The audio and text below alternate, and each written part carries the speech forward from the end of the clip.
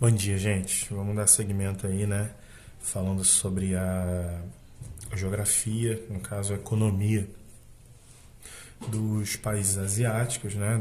Da Ásia, no modo geral, tá? E a gente vai analisar aí um pouco essa questão econômica, ver o crescimento, né? Do, do Sudeste Asiático, principalmente da China, e entender um pouco sobre a questão dos blocos econômicos, né, que existem ali, tá bom? Olha só, aspectos econômicos da Ásia. O crescimento econômico dos países asiáticos tem sido foco das atenções globais desde a segunda metade do século XX, né? A partir de 1950, 1960. A seguir, vamos analisar as particularidades do espaço econômico das regiões do continente. Então, primeiro o sudeste e o leste, né, da Ásia, tá? Ali o lugar onde a China tá, o lugar onde os chamados tigres asiáticos estão, tá? Ó, politicamente, as regiões sudeste e leste da Ásia apresentam um evidente contraste no que diz respeito ao sistema de governo e à liberdade da população. A região abrange tanto a mais tradicional democracia do continente, o Japão, como dois regimes autoritários que permanecem em exercício, no caso a China e a Coreia do Norte. Embora a maioria dos países do Sudeste e do Leste Asiático apresente seu setor industrial bem desenvolvido, a maior parte deles apresenta uma longa tradição cultural agrária, centrada principalmente no cultivo de arroz. Do ponto de vista econômico, alguns dos países localizados nessas regiões destacam-se como potências globais, no caso, principalmente Japão e China. Ok? São as terceira e a quarta, não, a segunda e a terceira maiores economias do mundo. Tá? Já a Coreia do Sul, Singapura e outros países que formam os chamados tigres asiáticos impressionam o mundo por seu rápido crescimento até a década de 1990, assim como pelo seu intenso processo de industrialização ocorrido nas últimas décadas, né? Ultimamente, gente, essa área aqui do mundo tem crescido muito, tá?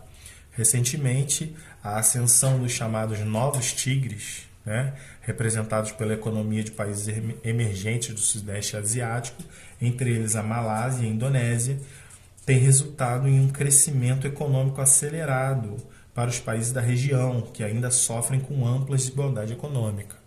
Ok? Então, assim, o desenvolvimento dos países em volta impulsionou também os chamados novos tigres asiáticos, né? Indonésia, Malásia, tá? E aqui o gigante da Ásia, né? O Japão, tá? Ó, Japão. O Japão constitui um arquipélago de relevo predominantemente montanhoso, composto de 4 grandes ilhas principais e milhares de ilhas e ilhotas, né? As planícies litorâneas da ilha de Honshu concentram a maior parte da população e são densamente povoadas. Nelas estão localizados alguns dos maiores aglomerados urbanos do planeta, como a área metropolitana de Tóquio, Kobe e Yokohama, tá? Yokohama.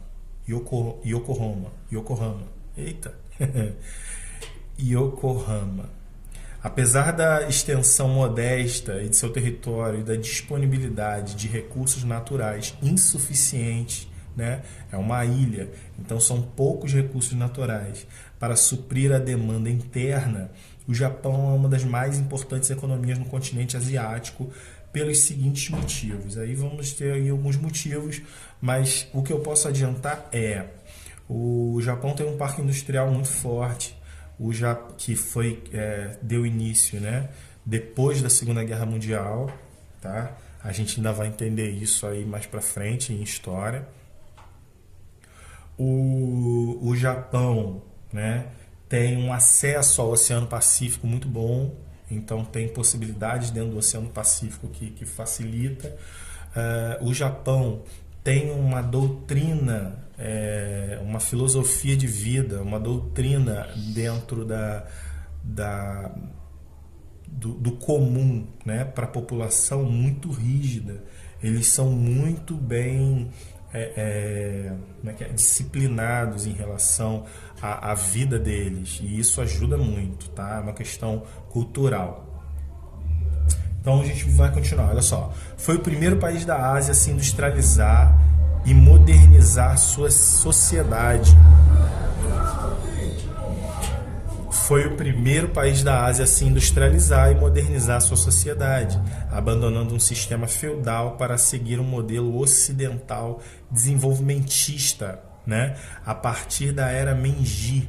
Na verdade, a partir do final da era Meiji, que é a era, né, a última era dos samurais aí, a Inglaterra vai invadir o Japão, né, e fazer acordos com o Japão, tentando trazer para o imperador da época um movimento de industrialização, tá? Já que a Inglaterra alcançava o mundo todo, né, esse momento aqui na era Meiji, o Japão vai vai adotar medidas de industrialização da Revolução Industrial, tá? Foi o primeiro país da Ásia a buscar uma expansão imperialista nos moldes europeus a partir do período Hirohito, né? Iniciado em 1923, assegurando controle da Península da Coreia, Taiwan e parte da China, inúmeras possessões no Pacífico. O país perdeu os territórios conquistados após a derrota na Segunda Guerra, né? Onde ele foi punido, penalizado, vamos dizer assim. Como eu disse, vocês vão entender mais para frente. Foi o primeiro país da Ásia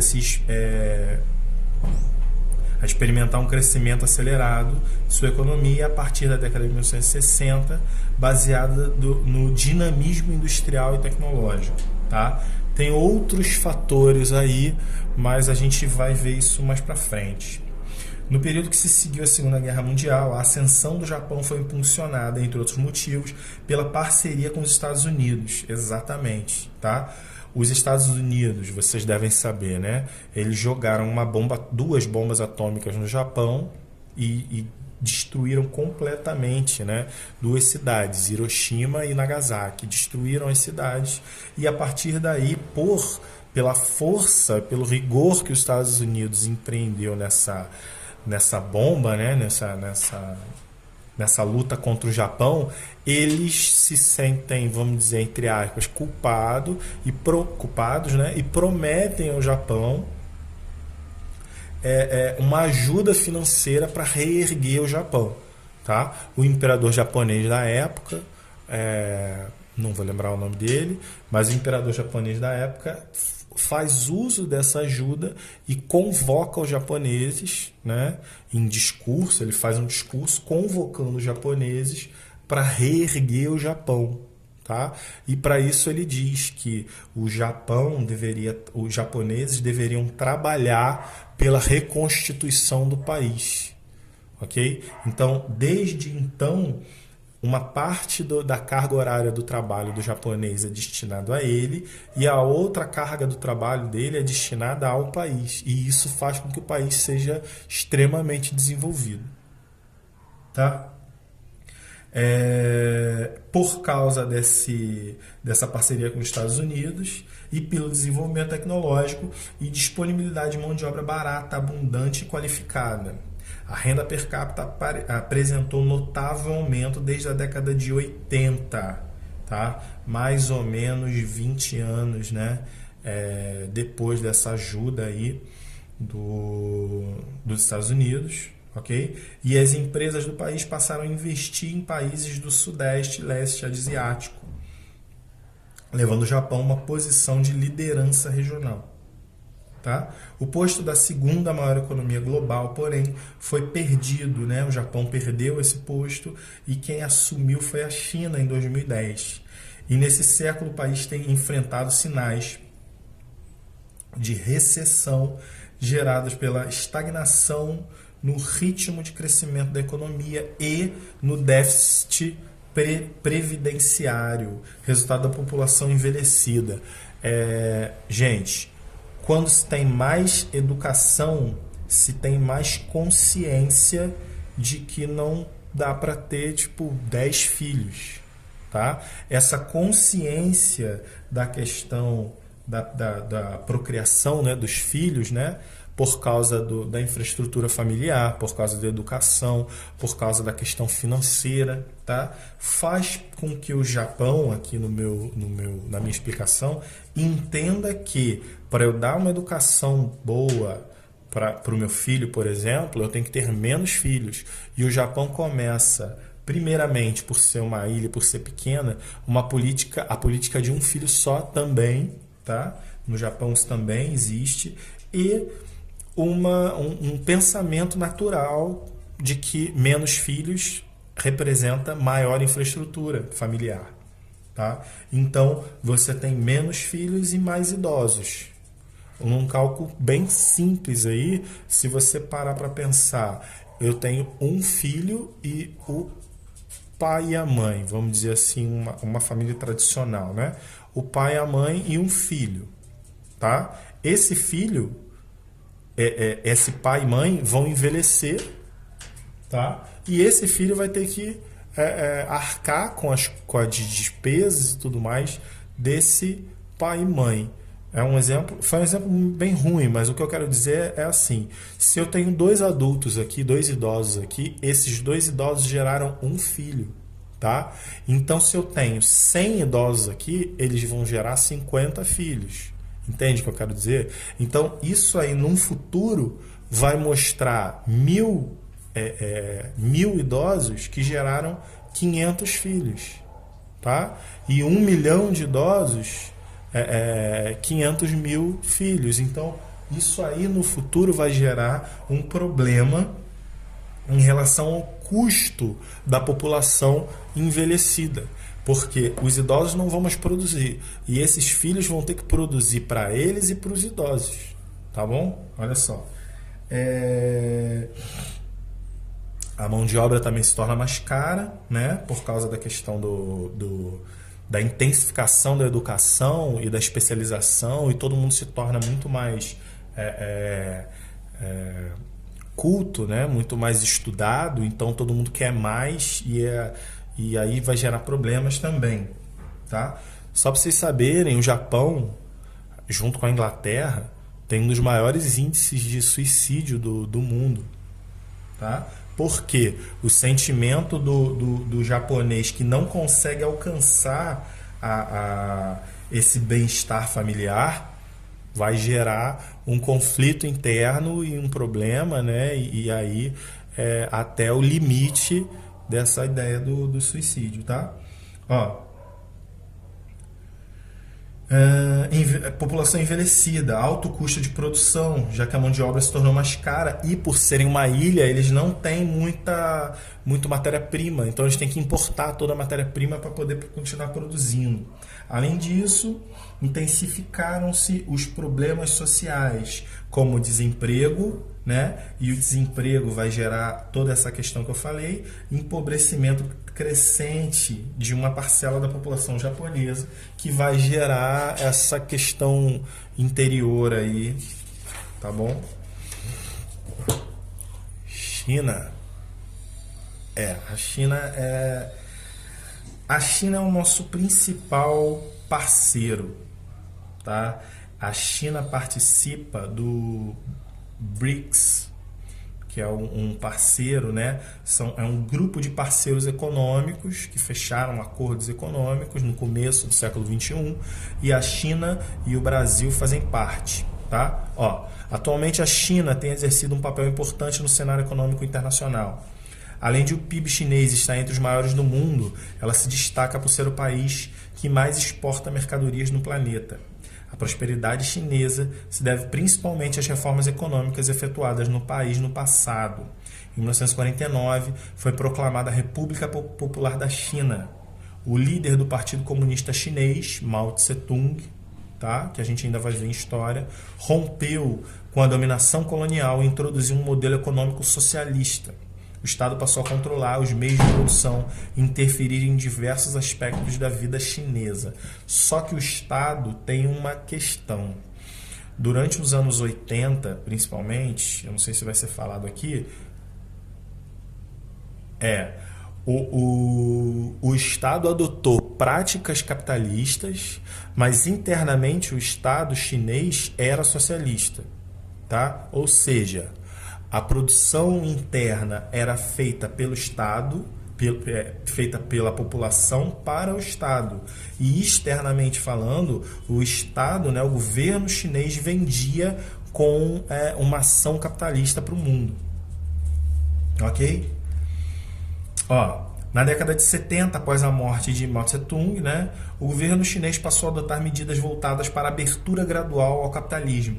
Entre 1980 e 1990, durante o governo de Deng Xiaoping, o país adotou o modelo econômico do socialismo de mercado, caracterizado pela exploração da ampla oferta de mão de obra barata, incentivos fiscais e criação de zonas econômicas especiais, voltadas para a atração de investimentos externos e a produção para exportação, entre outros exemplos, tá? Então, eu tenho uma população chinesa até hoje, né, gente, vivendo em condições bastante precárias e com condições de vida muito ruins, para que haja uma produção boa, para que se venda para o mundo todo.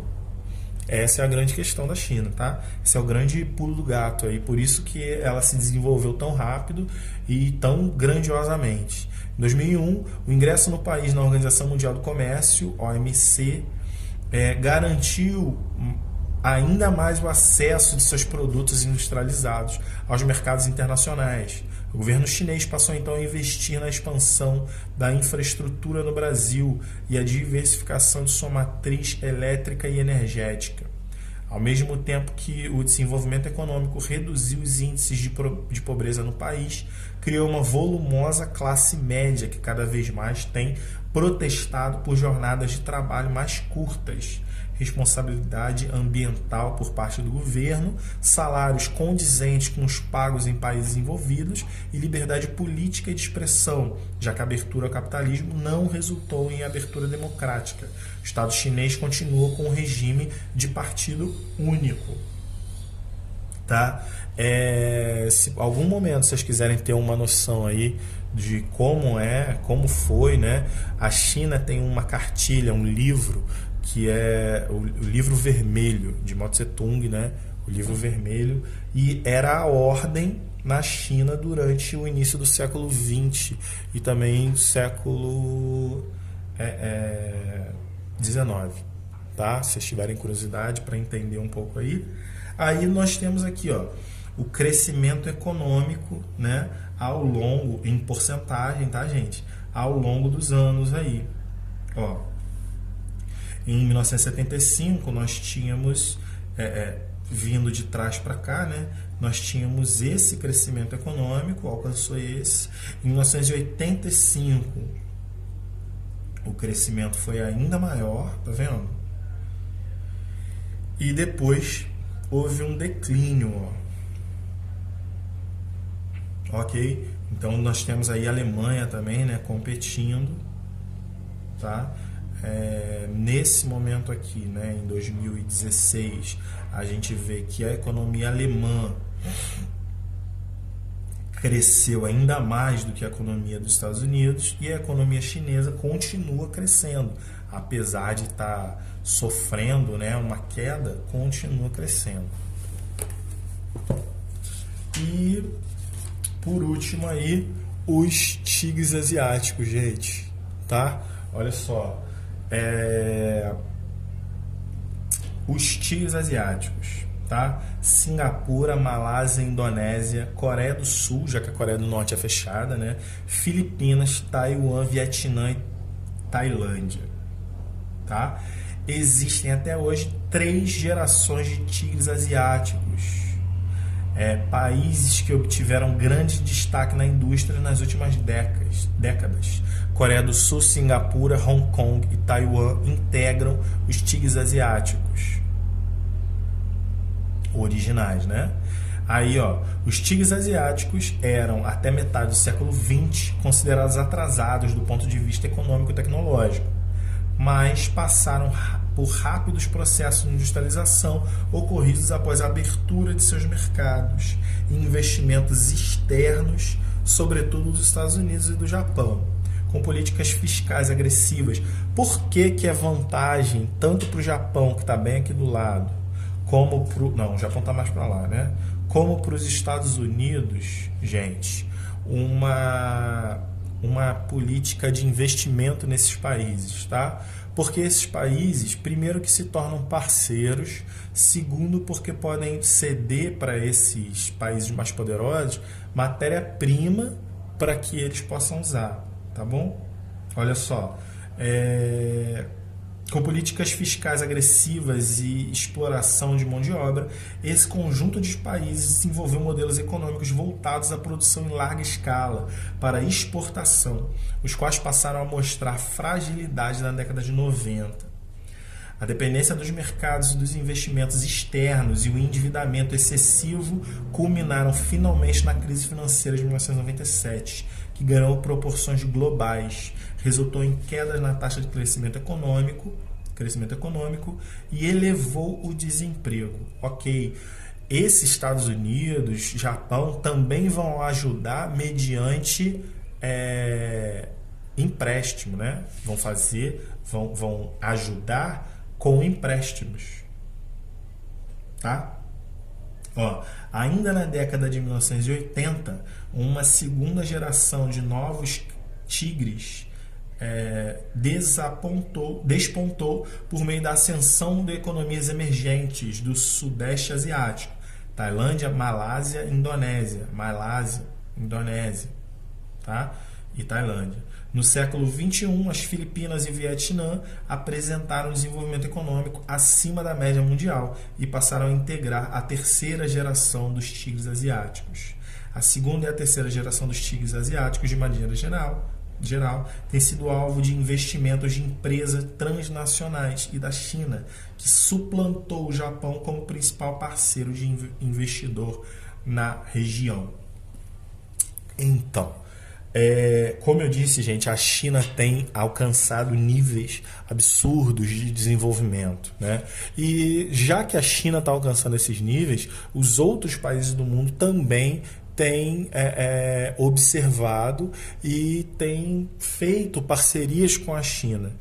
No final do ano passado, ou no começo desse ano, final do ano passado, a China declarou que estaria fazendo, né, a reabertura, eu não sei se todos lembram, mas a reabertura da Rota da Seda, tá? A Rota da Seda que liga esse Sudeste Asiático, né, à Europa, né? A Rota da Seda lá da Idade Média seria, entre aspas, reaberta, tá? Para que se fizesse uma parceria econômica entre o Sudeste Asiático e a Europa. Ok? O principal ponto aí de medo, né, é claramente os Estados Unidos, porque perde essa hegemonia econômica, né, e a China vem alcançando, aí, crescendo e alcançando um possível primeiro lugar na economia mundial. Tá? Apesar de que isso é um pouco difícil, porque a economia mundial é baseada no dólar, e como o dólar tem base nos Estados Unidos, né?